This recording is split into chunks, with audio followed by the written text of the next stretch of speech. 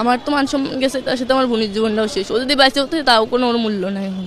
আপা আমার অনেক কষ্ট হচ্ছে আর অনেক কুদতেছে, ওরা তো একবারে মারিয়ে ফেলতে চাইছিল, মানে কেউ টের পাইছে জন্য ছাড়িয়ে দিচ্ছে। বলছে যে তুই যদি কিছু কোষ তাহলে তোর বোনটা একবারে মারিয়ে ফেলবেন, কেউ টের পাবেন না। কেউ কি চায় তার বোনটা হারাতি? এর আগেও আমার শ্বশুর এরকম করছে। আপনি থাকা অবস্থায় আপনার বোনের সাথে এরকম একটা অপকর্ম হয়েছে, আপনি কি দেখেছিলেন আসলে?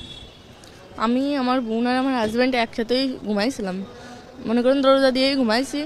ওই সিয়ারের একটু আগে ও ফ্লোরের পরে পড়েছিল, তারপরে ওরে উঠেছি, দরজা দিচ্ছি, বাথরুমে গেছি, দরজা দিয়ে ওরে উঠেছি।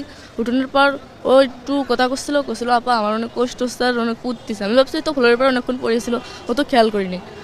তা ফ্লোরের পর পড়েছিল ওই জন্য মানে ওর অনেক ঠান্ডা লাগছে, তাই ওরকম আমি বলছি তুই ঘুমাই পড়। তারপরে সকালে যে সময় ওর কইছে যে আমার সাথে আমার তাও এরকম করছে। আমার হাজব্যান্ডও ছিল, মানে ও করছে যে আমার ভাইও ছিল, ভাই দেখছে, মাও দেখছে, কিন্তু কিছু কইনি। তা আমি করছি, তারপরে আমি করছি আমার হাজব্যান্ডের ডাক দিয়ে কইছি যে হচ্ছে আমি কি মাগের কাছে সব কবো, এর আগেও আব্বু এরকম করছে আমার সাথে। বলছে কি আমারে ধরে অনেক মারছে, আর মারে ওই ঘরের ভিতরে আটকাই থুইছিল। ঘরের ভিতরে আটকাই থোয়ার পর মনে করেন দিনই বেলা সকালে হয়ে গেছে, তখন তো অনেক লোকজন আসে। সেরা পণ্য সবার জন্য জেভিকো। একজনের বাড়ি আসে, তারপরে সকালের সাথে সাথে ঘর খুলে দিচ্ছে। আর আমার কইছে যাতে কিছু না কই, মনে করেন ওরে তো একবারে মারিয়ে ফেলতে চাইছিল, মানে কেউ টের পাইছে জন্য ছাড়িয়ে দিচ্ছে। কইছে যে তুই যদি কিছু কোষ তাহলে তোর বোনটা একবারে মারিয়ে ফেলবেন, কেউ টের পাবেন না।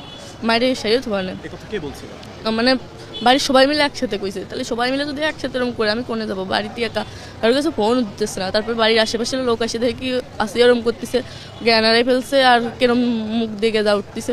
তারপর আমি সেই সময় ফোন নিয়ে আম্মুরে ফোন দিছি, সবাই কইছে আমার শাশুড়ি, তারপরে সবার কর পরে নিয়ে গেছে হসপিটালে। নেওয়ার পরে আম্মুরা যাই গেছে, আমার আম্মুরা সেই সময় আমার শাশুড়ি দেহেই পলাইছে।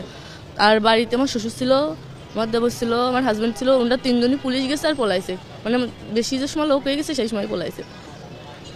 আর আমার সাথেও এরকম এর আগে একবার হয়েছে, তা আমি বাড়িতে জানাইছি, আম্মুরা মনে করেন বিশ্বাস করেছে আমার আম্মুরা, কিন্তু মান সম্মানের বইতে আমার আবার বুঝোই পড়ে দিয়ে পাঠাইছে। আর ফোনে কইছি, অনেকেও বিশ্বাস করিনি।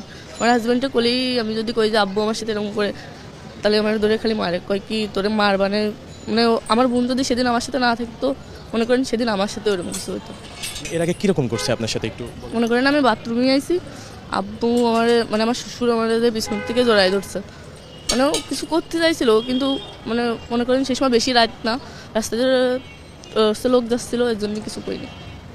আর আমি যতটুকু জানি যে আপনি, আপনার ছোট বোন এবং আপনার স্বামী এক রুমেই ঘুমিয়েছিলেন, এবং যেহেতু রাত তখন অবশ্যই ভেতর থেকে দরজা দেওয়া ছিল, তাহলে এই বিষয়টা হলো কিভাবে? আপনি তো মানে আমার হাজব্যান্ড তো সব জানে, ওই দরজা খুলে দিচ্ছে, মনে করেন যে ওরা একবারে মারিয়ে ফেলতো, মানে কেউ টের পাইছে মারিয়ে, মানে এমন জায়গায় সেরে থুতো যে কেউ জানতো না। মানে যখন দরজা খুলছে আপনি কি জানেন মানে কয়টার দিকে হইতে পারে? ওই আড়াইটের দিক, মানে সিয়ারির পরেই আমি ওরা পাইছি, সিয়ারি খাওয়ার পর। হ্যাঁ জি, আমরা রাতে খাওয়ার পর তিনজন একসাথে দরজা দিয়ে ঘুমাই পড়ছিলাম। তারপর মাঝরাত্রে ওরে পাইছি, মানে সিয়ারি খাওয়ার পর আমি বাথরুমে উঠছি, দেই দরজা খোলা। তারপরে ও করছিল যে আপা